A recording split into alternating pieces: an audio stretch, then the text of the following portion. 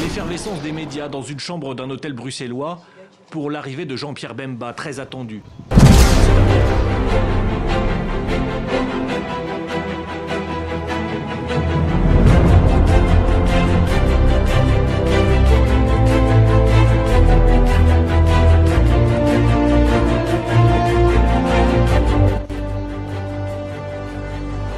Salut chers compatriotes, merci beaucoup pour votre ponctualité, toujours à temps qu'on a éveil patriotique. Chers compatriotes, mesdames, messieurs, ndenge tobandaka masolo na biso to décider tout ça la moi live oyo rapidement pour to passer moi message moko sur question mark. Nakani ici depuis tout à l'heure bo uti kolanda ngai na Ratel TV1 et pas na otaki ko sala moi interview moko rapidement, ton message moko rapidement pour la question mark.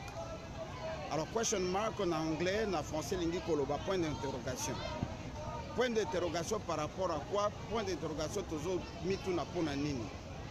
Chers compatriotes, mesdames, messieurs, le Congo va très mal. Bande koto solo la kaboye, poto lo ba vérité, toujours kende tout droit contre le mur.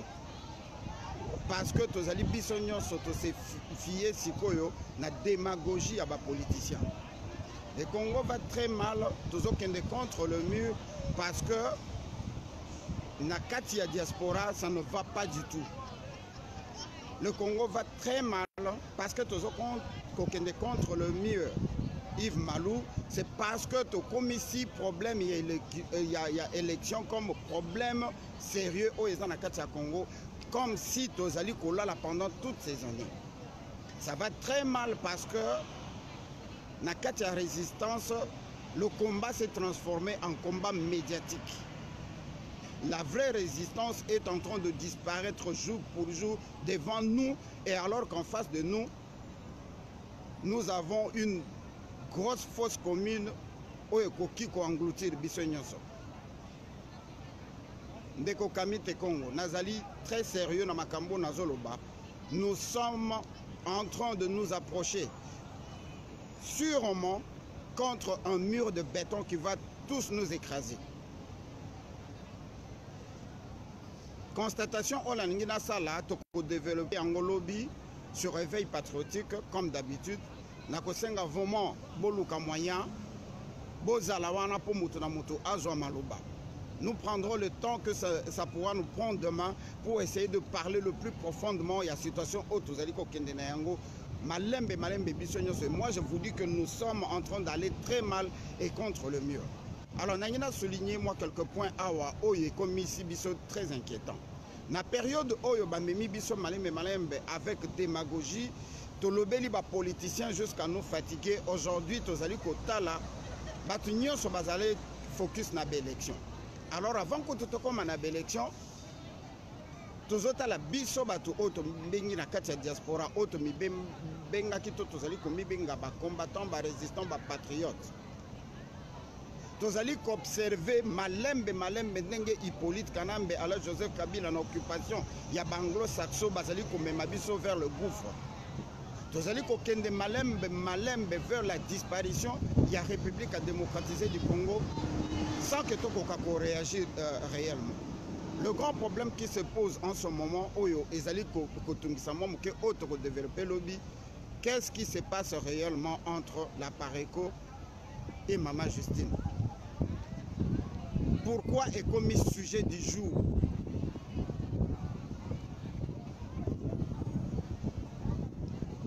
Qu'est-ce qui se passe réellement na katia opposition? Je me rappelle pertinemment qu'en 2011, nous avons d'accord pour qu'il y ait une élection.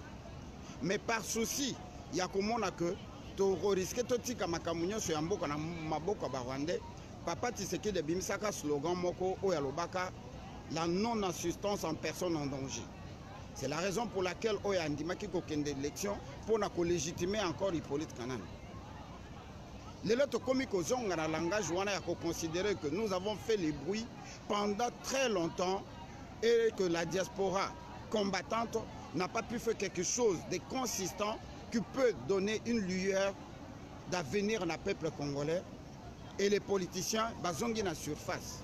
Babandi ko convaincre biso que le vrai problème à Congo est l'élection apaisée démocratique na kati ya Congo avec la CENI qui est une machine, la CENI d'abord, qui est une branche de l'occupation, et avec sa machine à tricher, politicien na biso, bossani complètement l'élection en 2006, bossani l'élection en 2011, ngonyo so ba mitie na nzela ya l'élection.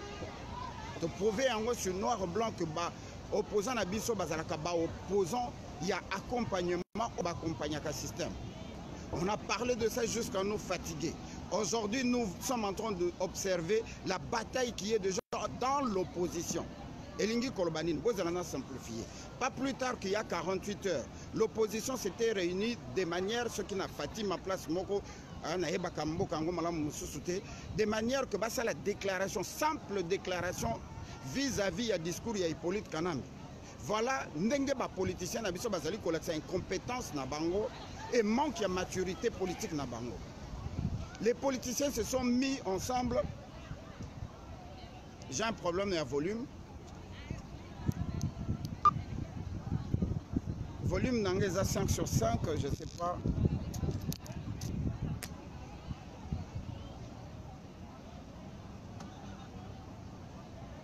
Là, ça va maintenant? Maman, Annie, fais-moi signe parce que au lobby, nous avons un problème à volume.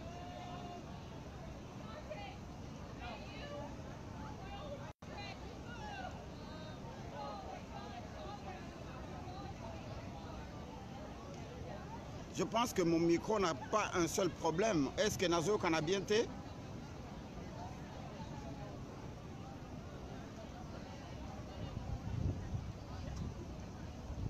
Bande Kobolim Bissanga, parce que là, je ne sais pas ce qui Nazo en a bien été, mais apparemment, quelqu'un me fait savoir que j'ai un problème de volume.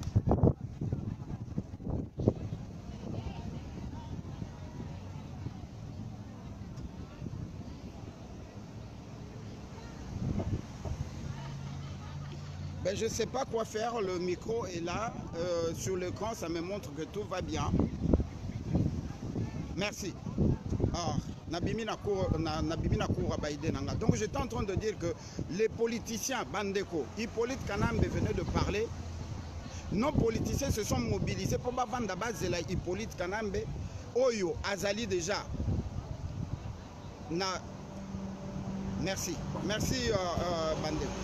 Hippolyte Kanambe, Oyo Azali président sans mandat, Oyo Azali usurpateur, Oyo ba institution Azali qu'on reconnaître, mais nos politiciens attendaient à ce que Hippolyte Kanambe leur dire un mot que je ne veux pas me représenter. Est-ce que nous comprenons le jeu qui est en train de se jouer sur le point que Hippolyte Kanambe doit faire asseoir des milliers de gens, y compris nos politiciens, pour attendre que Hippolyte Kanambe leur dise que je ne veux pas me représenter. À 2 semaines de la fin, il y a qu'à déposer ma candidature.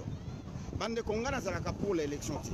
Parce que tout le lobby en Gotolembi et l'avenir on nous dira. Mais tant que tu as cette occasion, on a causé là que l'élection et les catotales, l'élection les catotales, donc qui ça 50 ans Hippolyte Kanambe là en train de nous tromper avec les soi-disant élections qui sont déjà biaisées auparavant. Mais le problème on a eu dans le bas yango. Tant que bakei kokuta na Fatima. Pour que solo là, rien que pour constituer un texte où ils ont permettre Bangoba Téléma de répondre, de analyser le discours de Hippolyte Kanambe Joseph Kabila, il y a eu déjà la bataille. Il y a eu la bataille, j'ai les photos ici. Oyo, UDPS n'a décidé de télémi contre, comment il s'appelle encore, Matungulu, monsieur Matungulu. Qu'il ne peut pas signer la déclaration, ce qui a signé la déclaration, Bango Babimi. Et ça a pris le temps que ça a pris à discussion, 11 discussions, jusqu'à ce que finalement, ça lit déclaration pour ne tromper vigilance, il y a peuple congolais, que tout va bien dans l'opposition. On a pris cet exemple pour nous faire comprendre, ça s'est passé hier, avant la caméra, à Tanga, document, au Ezalaki. Initiative, il y a le G7. Donc c'est le G7 qui a initié le Kouana, Bavanda, Basolola, Basangana, rien que pour la simple déclaration par rapport au discours de Hippolyte Kanambe. Bolandanga très bien. Nakati ya diaspora initiative Moko et Bimaka avec Jean Bélé, où ils allaient concerner Cardinal Mosengo. En dépit de cela, il a été question que greffé Pembeni à Mosengo, Dr Mukwege, et moi na Pembeni, Ndekonabiso Ekofo. Les politiciens qui yango balingaki ko reconnaître yelo ko wanate bazale ko bengango coup de théâtre simplement parce que ça concernait Mosengo. Sachant que quand Mosengo a parlé de la médiocrité, il n'avait pas épargné l'opposition. Donc l'opposition n'était pas d'accord. Cette histoire a pris l'ampleur au Yezouaki. Nakati ya Makita et Salamaki en États-Unis, babengisaki y compris les politiciens. Makita o esalamaki na Washington ezalaki te pona kopesa pouvoir epai ya Ndekonabiso Mosengo. Ezalaki une façon ya kolakisa Mosengo que nous avons accepté au cas où il y aurait changement au Congo. Sans Kabila, c'est-à-dire que si Kabila disparaissait, si Kabila mourait, si Kabila fuyait, si Kabila nyonso kokai kokomelaye, selon la constitution, parce que les chaque occupation, le peuple va imposer Mosengo comme Mutu Oyo Ako Kamba transition. To benga kiango alternatif.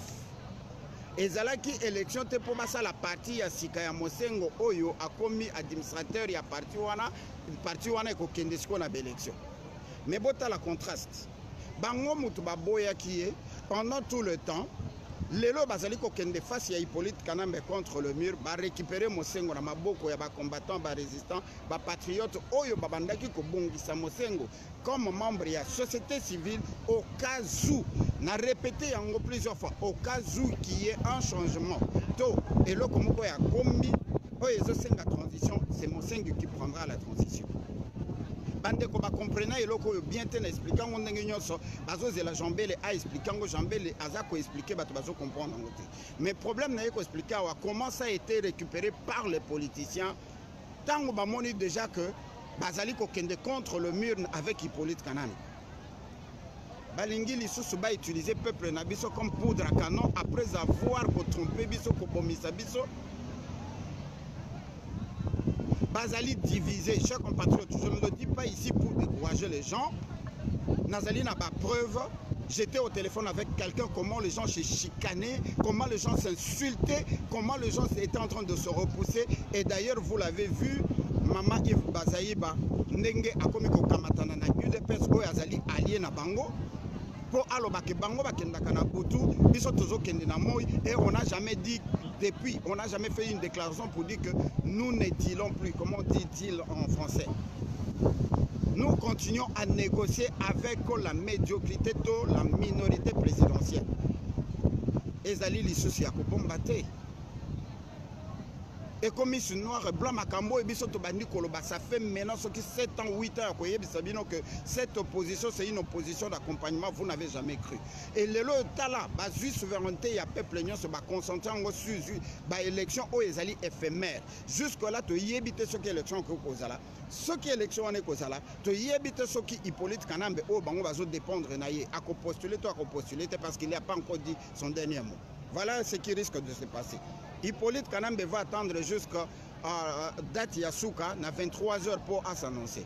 Et Hippolyte Kanambe va annoncer, Limbisi, il fait très chaud ici, Hippolyte Kanambe va venir vous annoncer que Azo postulé. En ce moment-là, le candidat Nyonso, il y a opposition, il va déposer candidature Nabango, il est à déclarer. Il va retirer candidature na bango, ceux qui va retirer candidature na bango Hippolyte Kanambe atikali yemo. Ceux qui va lobby ba kendena Hippolyte Kanambe ba ko gagner te. Hippolyte Kanambe ko tia même mbwana ye boko gagner élection wana te bande ko na yebi na ko bango na monoko nini. Voilà où ils sont coincés maintenant. Ils savent pas quoi faire. Ils vont se rétracter pour ba pour na mutu moko. Boye bisanga que en 2006 il n'y avait pas quelqu'un de compétent. Jean-Pierre Bemba. En 2011, tout le monde s'est concentré sur Papa Tshisekedi. Même s'il y a eu d'autres présidents comme candidats. Qu'est-ce qui vous dit qu'aujourd'hui, ceux qui basangani bango nyonso, po ba pona kaka mutu moko mutu wana ko sala face na Hippolyte Kanambe. Ce qui a sali face na Hippolyte Kanambe. Qu'est-ce qui vous dit que le dauphin, s'il y en aura un de Hippolyte Kanambe, avec la CENI va gagner? Beaucoup prouvant mon ami. S'il y aura des élections et qu'une personne sorte de l'opposition, gagne les élections, cette personne a déjà été choisie par la communauté internationale. Et le jeu est en train de se jouer entre Bemba et Soriano. Ceci c'est vrai, Mboka ezonga na maboko ya bana Mboka, ok? Mais Bemba va faire face avec une armée submergée par le Rwandais. Près de 43 000 têtes ya ba Rwandais. Service, il y a renseignement nyonso ezali ba Rwandais. Akofe su Azaria Surubero ape basusu ona kotanga bakombo awate. Akozala en face ya ba Runiga ba Makenga ba Kunda Batware et consorts. Akozala face na 23 groupes armés o ezali contrôlés par Hippolyte Kanambe et le système. La constitution ezako pesa ba accord o ba signé Bemba akoka ko rappeler biso date ya le 17 avril 2018. Avant Admana prison azalaka wapi nanani basolo la kanini. Mukubwa Bemba losako epai na yo na opesa o losako ba militant. Oiti ko sala discours na kati ya discours na ye alobi les 10 ans qu'il a passé en tôle, il a mûri. Il a pris de l'expérience. Il est en train de repartir au Congo sans rancune. Alingi lisusu ba problème était, nous n'avons pas besoin de la haine. Donc on allait déjà qu'on la paix, na ba criminel, ba génocidaire, ba assassin, oyo ba bomi ebele ya ba congolais pour na ko sala meya culpa. L'émission de demain, nazali ko intitulé Ango Bemba en route pour Kinshasa.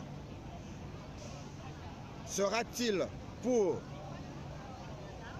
corriger l'inacceptable ou pour continuer avec l'inacceptable? Voilà la question que je me pose. Il y a un question mark. Lobby Boyato Sololanan, Bemba en retour à Kinshasa pour corriger l'inacceptable ou pour continuer avec l'inacceptable? Parce que le système de l'occupation Ezalina Katia Congo, conduit en ce moment par Hippolyte Kanambala, Joseph Kabila, c'est ce que nous appelons l'occupation. Aller aux élections en 2006, en 2011, avec la même personne qui vous a toujours dribblé, yo olobi aux yeux conscience, yo olobi aux yeux maturité, yo olobi au lingi lisusu kota la simate, alors que le passé s'améliore le présent et le présent projette l'avenir. Ce qui ont lobby que Olingi lisusu kota la simate, c'est-à-dire au bandi na pas ya sika, ezali pas ya peuple congolais, to pas ya ba décideur o ba witi ko pesa yo liberté. On a le droit de se poser cette question. Pas ya sika wana ezali pas nini. Comment koki ko bossa na le passé? Olingo kunda déjà les 12 millions de morts. Mboka na biso ba bengango la capitale mondiale du viol, on va considérer ça comme le passé. Mboka na biso eza na eau potable te, éducation eza ya zéro, balongoli biso tina niveau UNICEF, obengi yango le passé. Nous devons être ensemble, nous allons nous unir avec les ennemis du hier. Nous allons faire le chemin avec les criminels oyo batondi na bambongo na Panama Papers. Je parle de Moïse Katumbi, où il y a un dossier noir aux États-Unis, dans Mbongo, ya Congo, ya Moyibi, ya Tondani, Awa. Nous allons faire passer l'éponge et aller ensemble. Ce pays va se diriger par de criminels.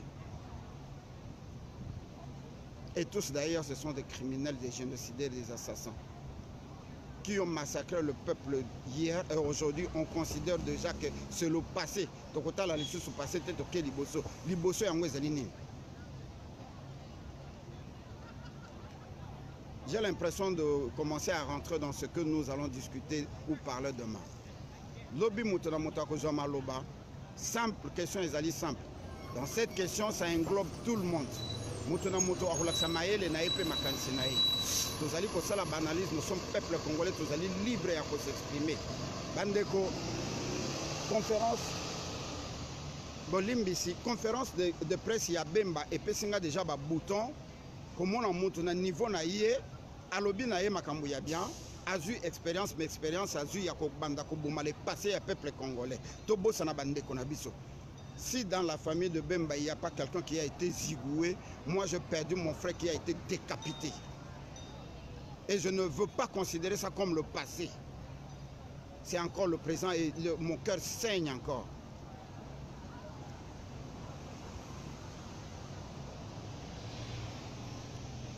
Nanyonso ezali koleka, Hippolyte Kanambe est en train de jouer avec le... J'ai applaudi Hippolyte Kanambe la fois passée. La récitation a été comme ça. Pourquoi? Parce qu'il ne s'est pas moqué de le peuple congolais. Il fallait botter la rage aux alaki na peuple congolais. Bien que le peuple nabiso aza amorphe, peuple nabiso aza sous-informé, Babandaki Kozela Hippolyte Kanambe aloba. Il vous a dit ça au clair. Vous attendiez à ce que je vienne ici pour vous dire que comprenez mon émotion, je ne le dirai pas, en train de jeter la salive au maréchal Mobutu comme ça. Mobutu a salaki angopo entre guillemets salaki mwana mboka. Mais yoza mwana mboka te, tu n'as rien à cirer. Mais comme Azé que c'est joué na occupation et l'autre bengi opposition et l'opposition est contrôlée par Hippolyte Kanambe, voilà où ça nous amène. Je copier cet exemple. Les politiciens vont récupérer Mosengo, les politiciens vont récupérer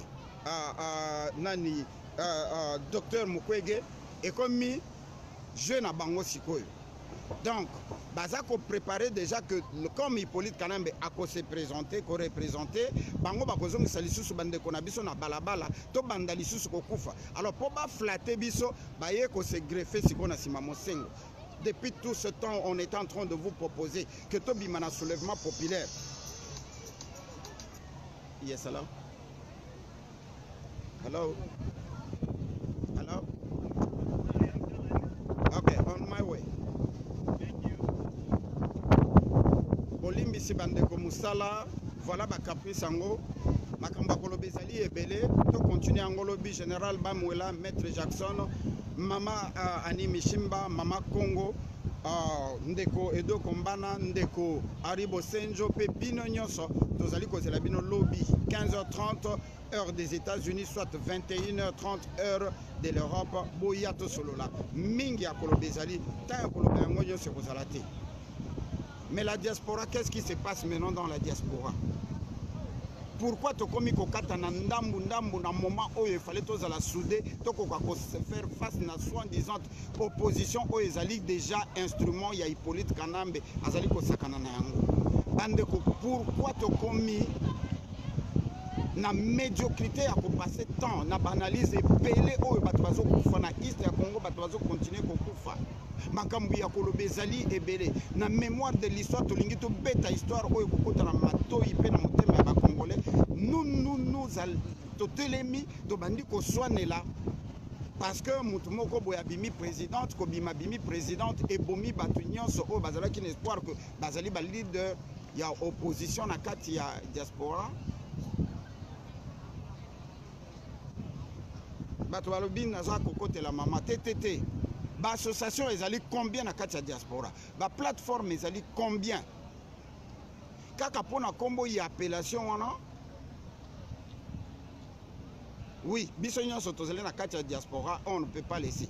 Moi, je prends cette position, pourquoi? Parce que na Katia États-Unis, awa, tozali 317 000 Congolais à peu près. Mais tozali na association, il y a l'association de Congolais des États-Unis, eza awa na Washington, et l'association est composée de moins de 100 personnes. Mais sur 300 000 personnes. Est-ce que ça nous empêche de nous battre et nous considérer comme Congolais? Cette association-là qui vient de se créer nous empêche de continuer notre bataille. Kakapo Mamawana Abimi présidente. Ça empêche en quoi la Pareco de continuer son travail? Ça empêche en quoi le RCK de continuer son travail tout en se considérant membre de la diaspora? Est-ce que vraiment que sujet je ne fais pas partie de cette signata papier mon côté na vota quitté.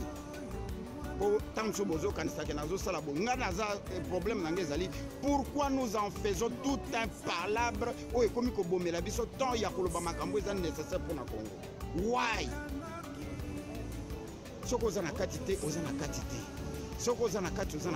Il n'y a aucune association dans la diaspora qui a compté les 13 millions de Congolais au Baza di Banda.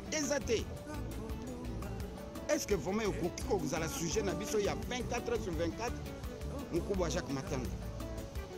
Moi je pense que c'est un modèle où on a toujours qui est de l'autre côté.